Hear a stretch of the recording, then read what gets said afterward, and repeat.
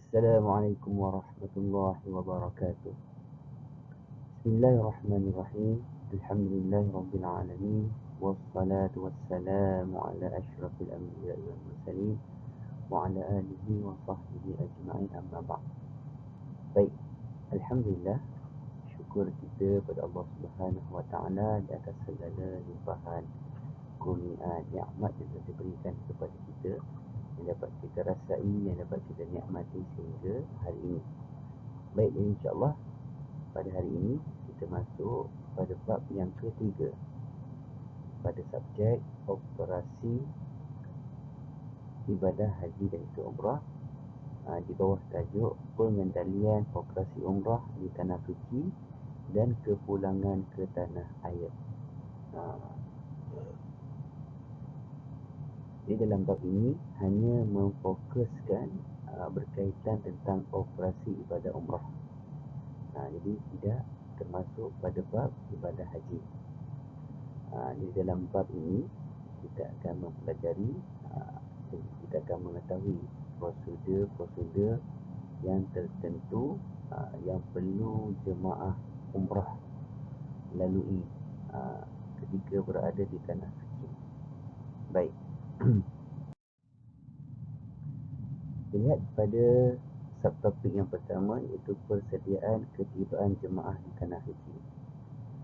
Bermulanya di lapangan terbang KLIA Kuala Lumpur, jemaah akan dibantu oleh petugas-petugas agensi untuk tugasan ataupun kemasukan check-in ke dalam kapal terbang, dan juga akan diberi taklimat sebelum penerbangan menuju ke tanah suci. Jadi untuk makluman, apa yang perlu kita tahu, kita perlu faham pakej yang ditawarkan oleh agensi. Kerana apa? Kerana ada sebahagian pakej yang memasuki kota Madinah terlebih dahulu, berarti akan melakukan ziarah. Ada penerbangan yang akan turun ke Jeddah dan seterusnya melaksanakan ibadah umrah. Mana yang lebih afdal, mana yang lebih baik, ini terpulang kepada keselesaan jemaah. Ada jemaah yang rasa lebih suka untuk santai-santai, rehat-rehat, berziarah dahulu di Madinah, kemudian barulah melaksanakan ibadah umrah. Ada jenis jemaah yang mereka lebih selesa sebab tujuan utama mereka adalah melaksanakan ibadah umrah, maka mereka lebih selesa untuk turun ke Jeddah dan seterusnya melaksanakan ibadah umrah dahulu di Mekah, dan setelah daripada itu barulah akan menziarahi baginda Nabi SAW dan melawati tempat-tempat yang bersejarah di Madinah Al-Munawwarah. Baik, jadi kita lihat proses perjalanan jemaah umrah bagi menunaikan ibadah umrah dan juga ziarah. Yang pertama, kapal terbang mendarat daripada KLIA, sama ada mendarat di Jeddah untuk memasuki Mekah ataupun mendarat tiba di Madinah untuk memasuki kota Madinah Al-Munawwarah. Baik, setelah kapal terbang mendarat, jemaah perlu tenang sehinggalah pengumuman daripada pilot yang mengatakan okey, sekarang boleh buka tali pinggang geledah dan mengambil bagasi untuk keluar daripada kapal terbang. Setelah daripada arahan itu, barulah jemaah mula beratur untuk keluar daripada kapal terbang. Baik, seterusnya jemaah akan berada di balai ketibaan untuk memasuki immigration Saudi. Jadi di sini para mutawif akan menenangkan jemaah, memberi taklimat serba sedikit berkaitan tentang immigration Saudi. Okey, haji-haji sekalian, sebab bila di sana kita akan gunakan panggilan haji dan hajah. Haji dan hajah sekalian, okey, sebentar lagi kita akan masuki immigration Saudi. Jadi perlu ingat, siapa yang ada mahram, sebaiknya jangan berpecah daripada mahram. Okey, suami perlu berada di belakang mahram ataupun di belakang isteri. Jadi contohnya, andai kata bila sampai di immigration ditanya aina mahram, siapa yang teman, dia tunjuk suami ada di belakang. Jadi jangan berpisah daripada barisan suami isteri ataupun family. Jadi boleh beratur di mana-mana kawasan ataupun di mana-mana kaunter immigration, serahkan pasport dan di situ kita akan dicop kelima-lima jari kita, check sama di situlah akan keluar visa kita valid ataupun tidak. Dan seterusnya selepas keluar daripada immigration, jadi jemaah boleh ambil beg bagasi di tempat yang telah diaturkan. Tengok kita lihat kaunter berapa kita turun dan di situ sebelah kaunter berapa yang beg akan diletakkan. Jadi pastikan beg yang kita ambil adalah beg milik kita, atas nama kita, jangan terambil beg orang lain. Kalau tak akan menyusahkan jemaah yang lain pula, cari beg dia, mana beg saya ni, tak ada pun, rupa-rupanya dah ada orang ambil dah. Jadi pastikan mengambil beg yang betul. Setelah semua beg bagasi ada bersama, maka mutawif akan memimpin jemaah keluar dari bangunan terminal. Baik, setelah keluar daripada bangunan terminal, jemaah akan menaiki bas sama ada menuju ke Madinah ataupun Mekah mengikut destinasi yang terdapat dalam pakej lah yang seperti saya nyatakan tadi. Dan di dalam bas, jemaah perlu memberikan pasport kepada mutawif. Jadi sepanjang berada di Mekah dan juga di Madinah, jemaah tidak ataupun langsung tidak memegang pasport masing-masing. Jadi pasport itu akan dijaga oleh mutawif dan mutawif pun akan meletakkan pasport itu di pejabat safety. Baik, tujuannya apa? Jadi banyaklah pernah terjadi sepanjang pengalaman Ustaz, ada beberapa isu lah. Kenapa kita mengambil pasport? Kenapa tidak benarkan jemaah pegang pasport? Baik, antaranya yang kebiasaannya kadang-kadang pasport tu hilang. Ialah makcik-makcik, pakcik-pakcik kadang-kadang dah berusia, careless, agak sedikit cuai. Bila nak balik tengok pasport dah hilang. Jadi menyukarkan, bila pasport hilang susah kena buat baru, pasport sementara dan sebagainya. Okey. Yang keduanya, ada segelintir jemaah yang mengambil kesempatan. Pun pernah berlaku. Bila mereka dah pegang pasport, time hari nak balik mereka melarikan diri. Mereka tak nak balik lagi. Mereka buat hal ini. Ini pernah terjadi, terutamanya yang bukan pasport Malaysia lah. Okay. Pernah berlaku. Sebab tu kalau yang luar negara, contohnya kalau agensi uruskan kan, itu pendatang asing lah, luar negara yang bukan rakyat Malaysia, kita kenakan bayaran deposit RM10,000. Jadi bila jemaah dah pulang ke tanah air, dah sampai balik ke Malaysia kan, baru boleh ambil balik duit tersebut. Sebab apa? Sebab kita takut risiko lah, jemaah melarikan diri dan bekerja di sana. Okey. Sebab itu antara sebab-sebab kenapa mutawif akan kutip pasport jemaah ketika dalam bas nanti. Baik. Seterusnya, jemaah akan tiba di hotel, sama ada hotel di Mekah ataupun di Madinah, akan disambut oleh pegawai hotel kita, pegawai yang bertugas. Jadi pegawai akan memberikan taklimat berkaitan tentang hotel tersebut, berapa jarak jauhnya, di mana tempat makannya, dan juga aktiviti sepanjang berada di Mekah dan Madinah ditampal di bahagian lobi. Jadi jemaah boleh rujuk kembali ataupun dengan mudahnya jemaah boleh terus berurusan dengan para mutawif masing-masing. Baik. Seterusnya berkaitan tentang penempatan dan pengangkutan jemaah. Jadi penempatan dan pengangkutan jemaah, kita setiap agensi travel tidak mempunyai hotel sendiri. Bermaksud hotel di Mekah dan juga di Madinah bukan hak milik travel agency. Jadi kita menyewa ataupun kita mengambil bilik di Mekah dan Madinah. Baik, mengikut atas agensi dan juga pakej-pakej yang ditawarkan. Ada setengah agensi menawarkan pakej ekonomi. Jadi kena faham, bila sebut pakej ekonomi, oh yang ni murah. Kena faham sebab apa dia murah. Sebab ada kalanya hotel di Mekah jauh, 600 meter, 700 meter. Jadi kalau kita rasa kita nak yang selesa, kita ikut pakej mana yang kita mampu dan juga yang selesa. Makin dekat hotel itu dengan Masjid Haram dan juga Masjid Nabawi, maka makin mahal lah harga sebuah pakej tersebut yang ditawarkan oleh agensi. Okey, kita lihat contoh lokasi hotel di Mekah. Baik, ini contohnya lah salah sebuah agensi menawarkan 3 buah hotel di Mekah. Ada hotel yang terdekat, itu Hotel Indah yang jaraknya lebih kurang 80 meter sahaja daripada Masjid Haram. Ini untuk pakej yang kita katakan pakej yang berkelas sikit lah. Seterusnya ada pakej yang sederhana, kan? Pakej yang pertengahan, harga pakej pun mampu bilik dan hotel pun tidak jauh, anggaran lebih kurang 300 meter daripada Masjidil Haram. Ada pakej ekonomi, super ekonomi. Harga pakej sebelum berlaku pandemik COVID-19 4,990. Itu harga lantai, harga yang paling rendah.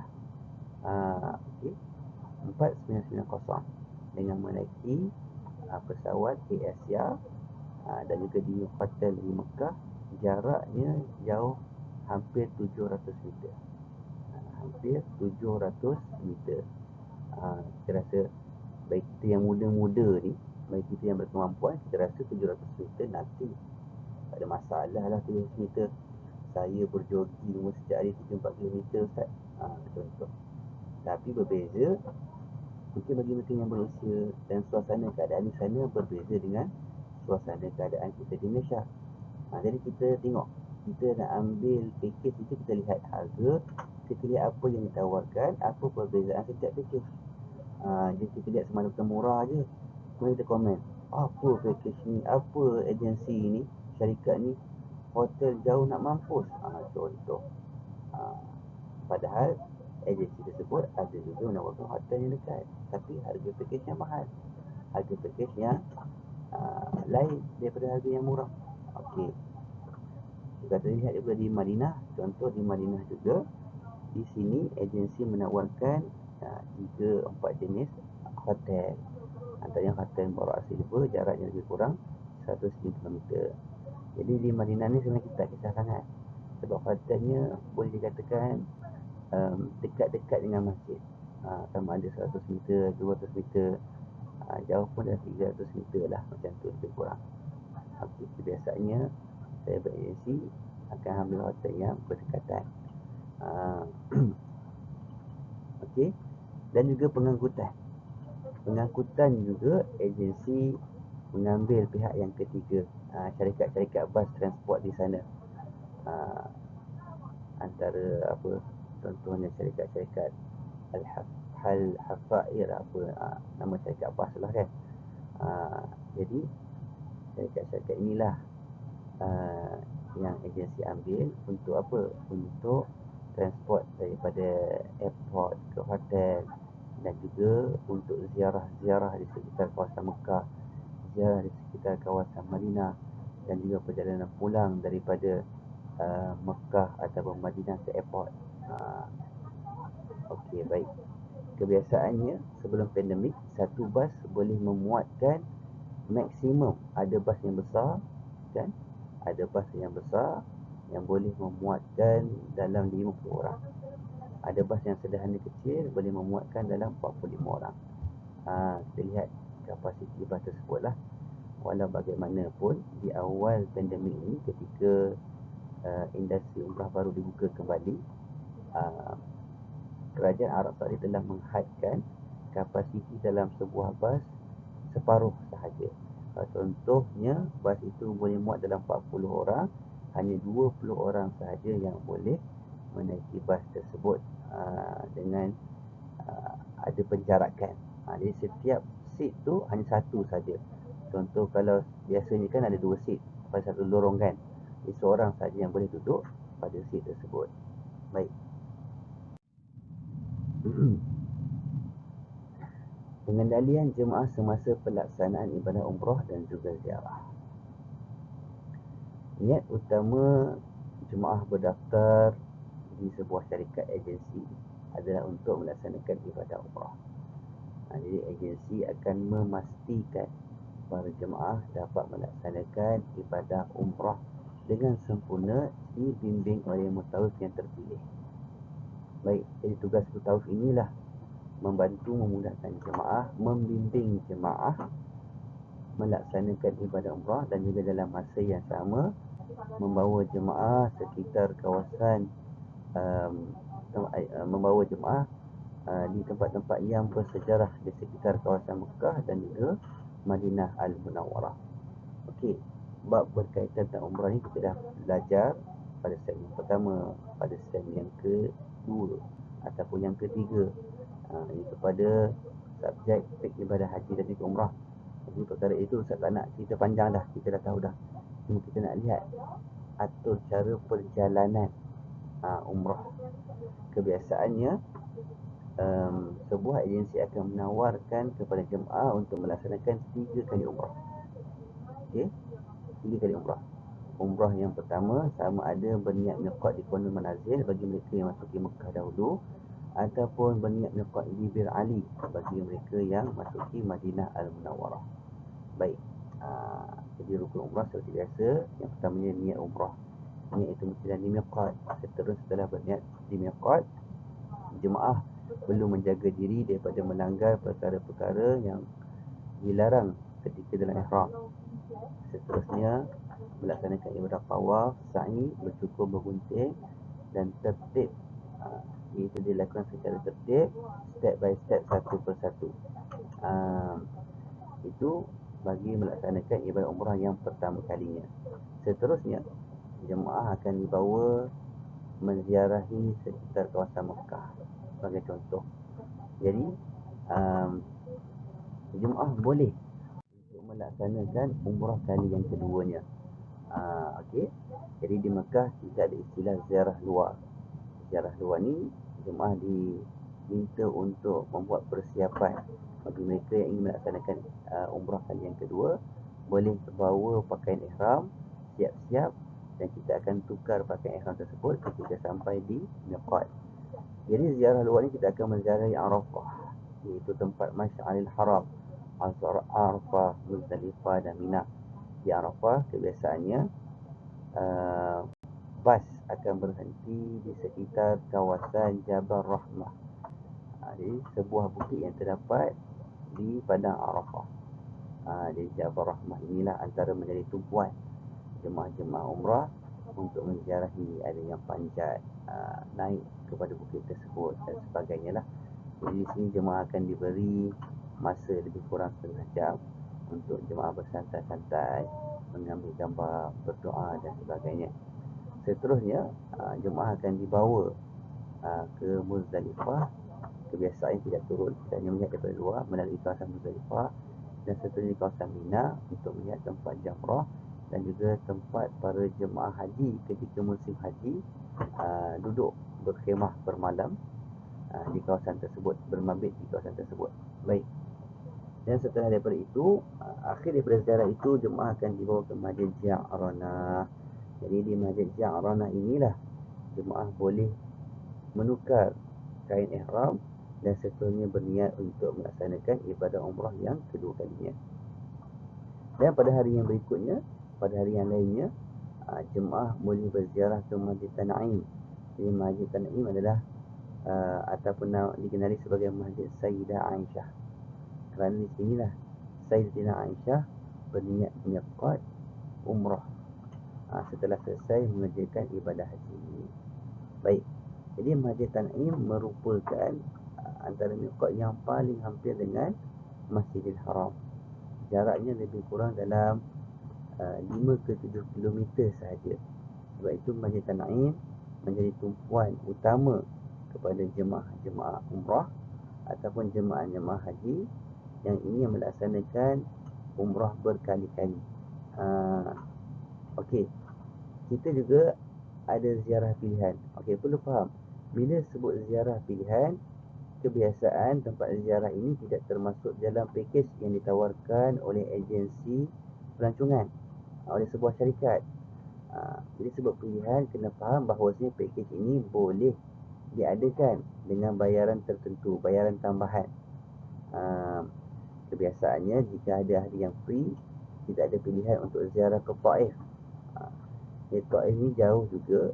Anggaran daripada perjalanan daripada Mekah ke Taif lebih kurang dalam 92 km. Lebih pada 2 mahalah lah. Jadi di Taif ada beberapa tempat yang bersejarah. Kita pun tahu di Taif tempat di mana Rasulullah SAW dibalik batu oleh penduduk Taif ketika menyampaikan dakwah, sehingga berdarah kaki Nabi SAW.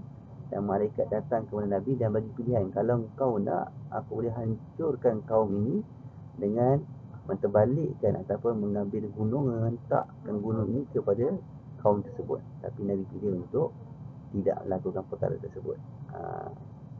Nabi maafkan penduduk Taif.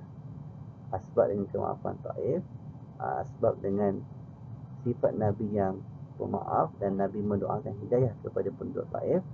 Jadi penduduk Taif akhirnya, ataupun Nabi kata kalaulah mereka tak menerima Islam sekarang, anak-anak cucu mereka satu hal nanti akan menerima Islam.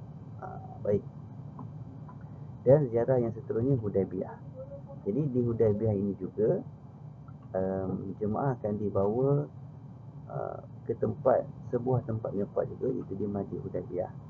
Dan kebiasaannya, kalau sebelum pandemik, sebelum tersebarnya virus kan, maka jemaah boleh menziarahi ladang unta, boleh melihat unta, menaiki unta kan. Seterusnya boleh berziarah ataupun menziarahi di kawasan tersebut Muzium Haramain. Iaitu Muzium Haramain ini terdapatnya artifak-artifak yang bersejarah. Yang dahulunya artifak ini berada di berkhidmat di Masjidil Haram dan juga Masjid Nabawi. Setelah berlakunya pembesaran Masjidil Haram dan juga Masjid Nabawi, jadi barang-barang lama ini disimpan, diletakkan dalam muzium tersebut untuk dipamerkan kepada para jemaah-jemaah haji dan juga umrah. Baik. Ziarah di Madinah Al-Munawwarah. Jadi berikut di paparan yang tertera ini aktiviti yang dilakukan oleh jemaah umrah sepanjang berada di Madinah adalah seperti berikut. Daripada hari pertama ketibaan, jemaah akan dibawa menziarahi baginda Nabi SAW. Disebutkan dengan istilah ziarah dalam, iaitu ziarah dalam Masjidil Haram. Di kawasan sekitar Masjid Nabawi. Di sekitar kawasan Masjid Nabawi terdapatnya tempat-tempat yang bersejarah dan berperistiwa.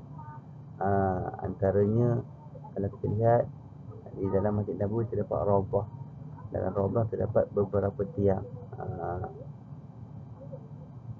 tiang taubat, yang wangi, yang tahajud, yang haris dan sebagainya. Jadi dalam Masjid Nabawi ini terdapat kawasan yang disebut sebagai Ahli Suffah dan Sahatul Suffah, di mana kawasan tersebut diceritakan bahawasanya adalah tempat Ahli Suffah. Ahli Suffah ni apa? Ahli Suffah ni mereka yang tidak mempunyai tempat tinggal, pekerjaan yang tetap di zaman Nabi SAW, dan mereka mengharapkan bantuan ihsan daripada kaum muslimin. Jadi banyaklah lagi tempat-tempat yang bersejarah di sekitar kawasan Masjid An-Nabawi. Baik, seterusnya kebiasaannya pada keesokan harinya, jemaah akan dibawa ziarah luar. Ziarah luar ini, iaitu kita akan menaiki bas, berjalan di sekitar kawasan Madinah Al-Munawwarah untuk melihat tempat-tempat yang bersejarah. Antaranya Masjid Quba, Masjid Qiblatain, Masjid Tujuh ataupun disebut Masjid Khandaq, kemudian Pasar Kurma, Ladang Kurma, dan beberapa tempat yang bersejarah lainnya. Okey, hari yang ketiga, pembimbing ataupun petugas pegawai yang menetap di sana ataupun mutawif akan mengadakan ceramah kelebihan Madinah dan juga bacaan Yasin dan tahlil. Seterusnya, pada hari berikutnya akan ada sedikit taklimat ataupun ceramah persediaan umrah. Sebab pada hari yang berikutnya kita akan bergerak meninggalkan Madinah menuju ke Mekah Al-Mukarramah untuk melakukan ibadah umrah. Baik, pada hari yang terakhir sebelum kita berangkat menuju ke Mekah, jadi jemaah disarankan untuk melakukan ziarah wada', iaitu ziarah selamat tinggal buat kali yang terakhirnya sebelum meninggalkan Madinah Al-Munawwarah. Walaupun ziarah wada' ini bukanlah perkara wajib, tetapi sebagai adab kita kepada Nabi SAW, macam mana kita sebagai adab kita tetamu, kita masuk bagi salam, jadi kita luar pun kita minta izin, kita bagi salam kepada Nabi SAW. Allahumma salli ala sayyidina Muhammad wa ala ali sayyidina Muhammad ya karim. Okey, subtopik yang seterusnya berkaitan tentang pengurusan kebajikan jemaah, iaitu berkaitan tentang kesihatan dan juga kematian.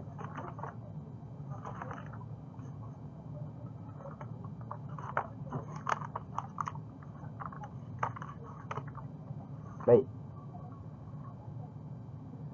sama ada di Mekah ataupun di Madinah, jika jemaah sakit, jemaah perlulah maklumkan kepada pegawai kita yang bertugas di pejabat ataupun direct terus kepada mutawif. Sama ada penyakit yang kroni ataupun penyakit yang ringan. Walau bagaimanapun, sekiranya hanya sakit biasa dan sakit ringan, jadi jemaah boleh membeli ubat di farmasi yang berdekatan dengan hotel. Tapi jika sakit itu adalah sakit yang berat, jadi jemaah perlu maklumkan kepada mutawif atau pegawai yang tugas, supaya mutawif atau pegawai boleh menemankan jemaah tersebut ke hospital. Baik, bagi mereka yang memerlukan rawatan dialisis, perkara yang pertamanya, jemaah mestilah memaklumkan perkara tersebut kepada pihak syarikat semasa membuat pendaftaran di tanah air lagi. Jadi waktu nak daftar tu maklumkan siap-siap, saya sebenarnya ada sakit dan memerlukan rawatan dialisis. Agensi tuan terima tak jemaah yang ada, jemaah yang memerlukan rawatan dialisis? Sebab bukan semua travel yang boleh ambil dan uruskan jemaah dialisis. Jadi perlu tanya awal-awal. Jangan dah daftar siap, dah daftar, dah bayar penuh, kemudian baru bagi tahu, sebenarnya saya ni dialisis, nanti dekat Makkah dan Madinah saya perlukan rawatan dialisis. Sudah. Sebab mungkin ada sesetengah travel yang tak biasa untuk menguruskan urusan dialisis. Dialisis ni apa? Dialisis ni iaitu rawatan cuci buah pinggang. Jadi apa yang perlu ada? Yang pertamanya, sebelum mendaftar tu kita nak maklumkan bahawa kita memerlukan rawatan dialisis, dan kita sediakan rekod kesihatan kita bersama surat rawatan dialisis daripada klinik, hospital, daripada report tersebutlah, rekod tersebutlah yang penting. Jadi hospital di sana, hospital di Mekah dan juga di Madinah, nak lihat kita punya carta kesihatan kita, sama ada darah kita sesuai ataupun tidak, macam mana. Baik, okey. Jemaah juga perlu membawa rekod kesihatan sekiranya ada bersama pasport dan tag nama. Jadi bagi mereka yang memerlukan rawatan dialisis, jadi di sini kita akan serahkan pasport jemaah. Jadi di sini jemaah perlu pegang pasport dia sehinggalah selesai rawatan dialisis ataupun sehinggalah waktu pulang ke tanah air. Baik. Jadi untuk makluman, bagi mereka yang menggunakan visa umrah, insya-Allah rawatan dialisis diberikan secara percuma. Walau bagaimanapun, perlu kita faham keadaan dialisis di Mekah, iaitu di hospital kerajaan. Okey. Kerana apa? Nama pun hospital kerajaan dan rawatan adalah percuma. Jadi terdapat banyak jemaah-jemaah lain di seluruh negara beratur menunggu rawatan dialisis tersebut. So bukan mudah untuk mendapatkan slot, mendapatkan booking untuk jemaah tersebut. Kadang-kadang seminggu tu dah penuh dah, kena cari hospital lain, kena cari hospital yang kosong. Jadi kita sarankan kepada jemaah untuk sediakan duit tambahan. Andai kata jika slot telah penuh, tidak dapat untuk memenuhi, tidak dapat untuk mendapatkan rawatan secara percuma, maka kita akan bawa jemaah ke hospital swasta ataupun klinik swasta untuk menjalani rawatan dialisis di hospital swasta. Cumanya anggaran pembelanjaan sekali cuci darah, sekali rawatan dialisis, anggarannya lebih kurang 1,000 ke 1,200 untuk sekali rawatan. Sebab tu saya katakan rawatan dialisis di sana agak tinggi dan mahal. Sebab tu memang jemaah berharap kalau boleh mereka mendapatkan fasilitas kerajaan kerana ianya percuma. Walau bagaimanapun kita perlu maklumkan awal-awal pada jemaah, jangan bagi harapan yang tinggi, takut jemaah kecewa. Sebab kita tak boleh nak booking awal-awal slot tu. Macam Ustaz sendiri beberapa kali pernah bawa jemaah dialisis, kadang-kalanya sebab kata dia tak ada booking awal, so pukul 4 pagi, 3 pagi dah tunggu di hospital untuk mendapatkan jadi orang yang pertama, dah menanti dia ke hospital. Hospital tu tutup lagi, hospital tak buka lagi tempat rawatan dialisis tu, kita dah tunggu dah. Bila dia buka je hospital, buka je klinik pusat rawatan tu, okey, kata kita ni saya dah buat pesakit dah, saya orang yang pertama. Macam tu sekali. Sedangkan hospital buka jam 8 pagi, 4 pagi, 5 pagi kita dah sampai dah. Semata-mata apa? Semata-mata nak dapatkan rawatan dialisis tersebut di hospital kerajaan. Jadi ini yang perlu difahami. Dan juga kita dalam masa sama kita perlu fahamkan kepada jemaah tersebut dan kepada waris jemaah tersebut. Baik. Dan seterusnya, jika berlaku kematian, di tanah suci, sama ada di tanah suci Mekah ataupun di tanah suci Madinah, perkara yang pertamanya, pegawai akan maklumkan perkara tersebut kepada HQ untuk disampaikan berita kematian kepada ahli waris yang berada di tanah air. Baik, ini kalau contohnya waris tersebut datang sendirian, tak datang dengan isteri, tak datang dengan anak, tidak ada ahli keluarga yang dikenali, kan? Tapi kalau ada ahli keluarga bersama, ada waris yang bersama, maka kita tak perlu risau sangat, sebab waris tertentu akan maklumkan kepada ahli keluarga yang lain. Baik. Jadi untuk kes kematian ni memang kalau kita lihat terdapat beberapa prosedur yang perlu dipatuhi. Okey. Jadi urusan ini akan diuruskan oleh pegawai kita yang berada di sana dan juga dibantu oleh pihak muassasah. Jadi apa yang diperlukan, dokumen yang perlu dibawa ke konsulat Jeddah untuk mendapat kebenaran tanam di perkuburan sana. Jadi kita perlu sediakan surat tabligh wafak dari hospital. Jadi tabligh wafak ini hanya boleh dikeluarkan selepas 2 hingga 4 jam selepas pesakit disahkan meninggal dunia. Kita katakan surat yang sah lah, yang memaklumkan bahawasanya jemaah ini telah meninggal dunia. Okey. Adapun bagi kes kematian di luar hospital, prosesnya agak lebih panjang lagi, kerana perlu mendapatkan surat pengesahan polis terlebih dahulu sebelum tabligh wafak boleh dikeluarkan. Okey. Kalau dia meninggal di hospital, mudah, pihak hospital boleh terus keluarkan surat wafak, tabligh wafak. Tapi kalaulah jemaah itu meninggal di luar kawasan hospital, sama ada di masjid ataupun di tempat-tempat yang lain, jadi perlu tunggu dulu polis datang, buat postmortem, tengok adakah yang meninggal sebab apa. Ada banyak macam-macam lah akan ditanya. Jadi proses ini akan memakan masa yang agak panjang juga. Okey. Contohnya lah, kalau tak ada orang yang tahu jemaah ni meninggal dunia di masjid, dan tak bawa pula apa-apa pengenalan diri, tak bawa kad bersama, tak bawa beg bersama, dia pergi sehelai sepinggang je. Okey. Jadi jika tidak ada yang menuntut dalam tempoh 2 hingga 4 jam, jemaah tersebut akan disimpankan di bilik mayat di talajah. Talajahnya macam peti ais lah. Dan jenazah akan disimpan di sana sehinggalah proses selanjutnya selesai. Tabligh wafat boleh diambil dari pejabat milik mayat tersebut. Jadi surat ini penting. Okey. Yang keduanya surat makluman dari muassasah. Seperti yang saya nyatakan tadi lah. Jadi kita ada wakil muassasah. Jadi muassasah inilah yang membantu urusan-urusan untuk pengurusan jemaah tersebut. Okey. Jika segala proses di atas berjalan lancar, dah ada tabligh wafat, surat makluman dari muassasah, pasport asal arwah, pasport asal waris jika pergi bersama dengan waris, surat pengesahan izin penguburan oleh waris, surat polis masjid jika jemaah meninggal di masjid. Kalau dah selesai semuanya, barulah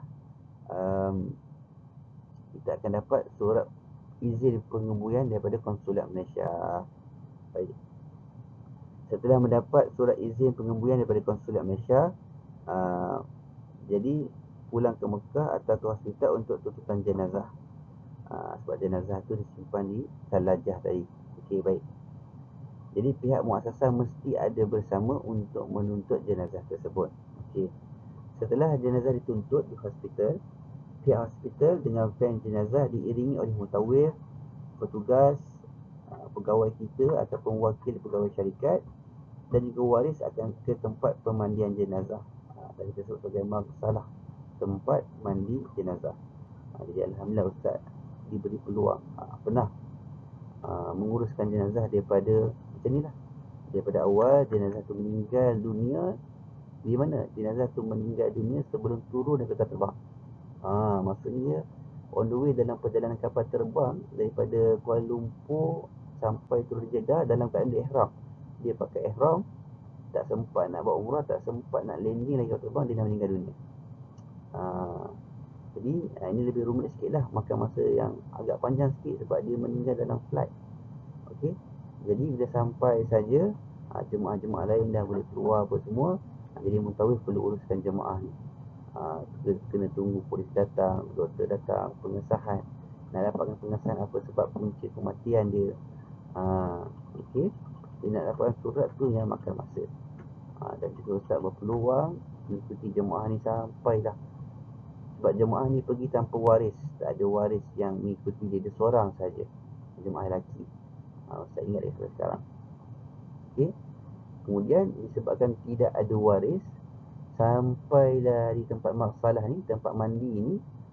Dia kata, ustaz dan kawan ustaz, kamu berdua lah mandi kan? Kita orang pandai sama-sama main, kita pun tak pandai. Macam mana kan? Okey, tak apa. So orang Arab tu dia ajar, dia pegang sebelum kita mandikan jenazah tu kan, dalam keadaan yang berlapik, menjaga aurat jenazah tersebut sampailah dah selesai. Kemudian bila dah selesai, sampailah di tempat penguburan.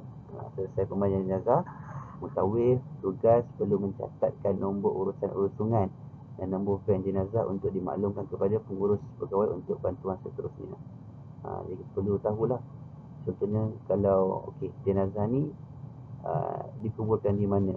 Kalau di Mekah, berapa van, apa nombor van yang akan bawa jenazahnya? Sebab kita jangan sangka macam di tempat kita, kalau hari ni meninggal dunia tak ramai, seorang tu saja. Tapi kalau di Mekah tu, kadang-kadang dah menunggu van jenazah untuk dibawa ke masjid tu, berpuluh van, ramai jenazah. So sebab tu kita perlu ingat, jadi mustahil yang perlu alert berapa nombor van jenazah tersebut dan sebagainya. Okey.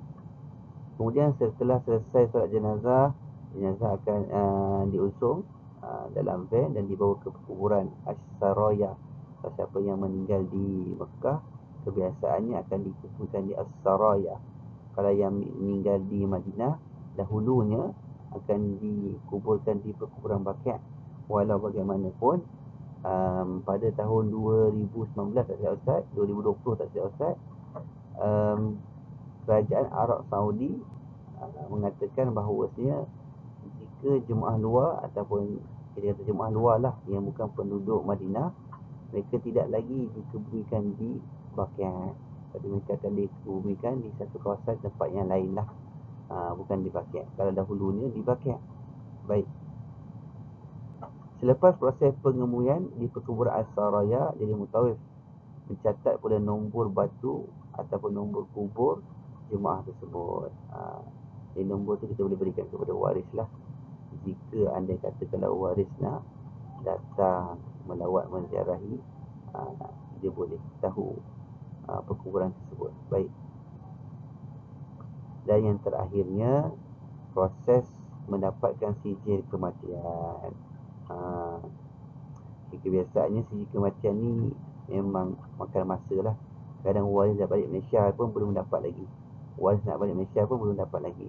Jadi kebiasaannya pegawai kita yang akan uruskan. Sebab sijil kematian ini kebiasaannya akan dikeluarkan tempoh masa 14 hari hingga 1 bulan. Jadi tempoh waktu yang agak panjang juga. Jadilah itulah beberapa prosedur-prosedur tentang pengurusan jenazah di Tanah Suci. Baik. Okey. Jadi pengurusan umrah ni tak rumit sangat pun. Sebab sebenarnya kalau kita lihat, setiap agensi tu dia dah letakkan frontliner dia. Macam Mutawif ni dikira frontliner lah, yang membawa jemaah daripada awal hingga akhir. Kemudian bila sampai di airport, ada pegawai airport yang menguruskan urusan di airport, bas dan sebagainya. Bila sampai di hotel, ada pegawai hotel, ada pejabat yang menguruskan penginapan, menyusun bilik-bilik dan sebagainya. Kemudian kita ada di Mekah, ada pegawai Mekah, pegawai Madinah, pegawai kesihatan yang membantu membawa untuk rawatan dialisis dan sebagainya. Baik. Ini memudahkan urusan jemaah. Jadi jemaah tak perlu terpinga-pinga nak buat apa lepas ni. Kalau ada sebarang masalah, boleh terus direct menghubungi mutawif. Baik. Okey. Jadi tibalah waktu untuk berangkat pulang ke tanah air. Jadi apa yang penting, kebiasaannya 2-3 hari sebelum melepas, jemaah akan diberikan notis. Notis iaitu berkaitan dengan taklimat akhir perjalanan, notis untuk mengikuti, notis untuk menghadiri kursus ataupun bukan kursus lah, taklimat perjalanan pulang. Dan taklimat ni akan dimaklumkan, okey, berapa berat bagasi yang boleh dibenarkan, apa barang yang tak boleh dibawa, contohnya apa flight kita, bila tarikh pulang, bila untuk kita melakukan ziarah wada' ataupun tawaf wada'. Semuanya akan dimaklumkan dalam sesi taklimat perjalanan pulang. Baik, yang akan disampaikan oleh mutawif. Kemudian sebelum pulang ke tanah air, jika kita di Mekah, kita melakukan tawaf wada', tawaf selamat tinggal, dan hukumnya adalah wajib menurut mazhab Imam Syafi'i. Adapun kalau kita balik di Madinah, maka kita disunatkan ataupun sebagai adabnya disarankan untuk melakukan ziarah wada', iaitu ziarah yang terakhir sebelum kita meninggalkan Madinah Al-Munawwarah. Baik. Setelah daripada itu, bertolak ke Terminal Haji Jeddah. Okey. Kalau daripada Mekah, penjarak anggaran lebih kurang dalam 2 jam ke 3 jam saja. Tapi kalau di Madinah, perjalanan agak panjang sedikit. Kalau contohnya Madinah nak terus ke airport Jeddah, so kita bertolak lebih awal lagi. Dan kita perlu berada di airport sekurang-kurangnya 6 jam sebelum tarikh bertolak. Sekurang-kurangnya. Baik. Okey. Jadi di airport, mutawif dibantu oleh jemaah-jemaah. Seperti biasalah, kita akan orang kata apa, cek bagasi, tolak bagasi, keluarkan bagasi daripada bas dan sebagainya, susun bagasi ke tempat immigration untuk cek beg, keselamatan dan sebagainya. Dan akhirnya setelah selesai immigration, barang-barang bagasi kita dah lepas, maka kita akan menaiki pesawat ataupun menaiki kapal terbang untuk pulang ke tanah air. Jadi itulah antara pengurusan jemaah untuk pulang ke tanah air. Okey. Dan yang terakhirnya, iaitu berkaitan dengan pengurusan dam jemaah. Okay, seperti mana kita maklum, dalam ibadah haji dan juga umrah ini, Terdapatnya perkara-perkara larangan dalam ihram. Jadi perkara larangan dalam ihram ni kita langgar, sama ada sengaja ataupun tidak, perlu dikenakan bayar dam. Okey, baik. So, perkara ini sebagai seorang mutawif kita perlu memahaminya dengan lebih terperinci. Kalau jemaah dia mungkin tak berfaham, tapi dia perlu tahu apa kesalahan yang dilakukan. Ada pemutawif, mereka inilah yang perlu maklumkan kepada jemaah apa dam yang perlu jemaah bayar. Okey? Kita jangan menzalimi jemaah tersebut. Kita tak tahu jemaah ni buat salah, kita pun kambing. Padahal kesalahan dia buat tu kesalahan kecil yang boleh dibayar dengan 60 riyal. Ataupun berpuasa, tapi kita main tak tahu, main bantai je. Ni kambing, ni kambing, ni kambing. Semua kita bantai sama. Sedangkan setiap kesalahan tu dam yang berbeza-beza. Kenal pasti kesalahan yang dilakukan oleh jemaah dahulu. Apa kesalahan dia? Kesalahan ini termasuk tartib takdir ke, takhir takdir ke dan sebagainya. Baik, kita lihat jenis-jenis dam. Ada dam takhir takdir, itu dam pilihan. Tertib takdir, ada takhir takdir, ada tertib takdir. Jadi perkara berkaitan dengan dam ini, kita sebagai pelajar ataupun yang ingin mendalami berkaitan dengan haji dan umrah ini perlu memahami situasi ini. Tak nak pukul sama rata je, semua salah kita kata kambing. Okey. Jadi jemaah akan merujuk kita, jemaah akan merujuk mutawif. Jemaah akan merujuk mutawif tentang perkara berkaitan tentang dam ini. Ustaz, saya waktu nak ambil wuduk tu, tengah-tengah ambil wuduk tu adalah 2-3 helai rambut yang gugur. Apa yang perlu saya lakukan? Jemaah selesaikan. Okey, jemaah kata, 2 helai. 2 helai tak sampai ke tahap dam lagi. Jadi setiap helai rambut tu 5 riyal. Jadi 5 riyal ni haji hajah boleh bayar direct sendiri kepada petugas masjid. Asalnya bayar kepada fakir miskin, tapi dalam muzakarah haji menyebutkan bahawasanya petugas-petugas masjid juga termasuk di kalangan orang-orang miskin. Baik. So kita boleh selesaikan dam kita dengan perkara tersebut. Tengok atas kesalahan. Kalau kesalahan dia kesalahan besar, Ustaz dalam ihram semalam sebelum saya nak turun buat tawaf, saya bersama dengan isteri saya pula lah Ustaz, contohnya kan. Tu yang berat tu, dan seekor dan kambing dah, seekor unta terus. Harga unta lebih kurang dalam 45,000. Okey, 5,000 riyal. Okey, ada pun harga seekor kambing anggaran dalam 400-500 riyal. Baik, Ustaz tak nak terangkan panjang jenis-jenis dam ni sebab kamu dah belajar dah. Jadi perkara itu masuk pada bab fiqh ibadah haji dan juga umrah. Ini Ustaz hanya nak terangkan perihal berkaitan tentang pengurusan dam. Jadi dalam bahasa mudahnya, mustahil main peranan penting di sini. Sebab jemaah tak tahu nak bayar kat siapa, apa kesalahan yang dia buat, apa dam yang perlu dibayar. Jadi mustahil lah yang perlu menerangkan dan membantu jemaah untuk menyelesaikan dam jemaah, supaya jemaah pulang ke tanah air dalam keadaan yang bersih, tidak berhutang. Selagi mana jemaah tidak menyelesaikan dam-dam tersebut, jemaah dikira berhutang dengan Allah Subhanahu Wa Taala. Baik. Jadi anggaran kambing di sana dalam 400 ke 500 riyal sahaja. So kita lihatlah harga kambing di sana murah berbanding harga kambing di tanah air kita. Kalau di tanah air kita, harga seekor kambing dalam 400 ke 900 seekor. Adapun di sana dalam lingkungan 400 ke 500. Jadi hampir separuh harga.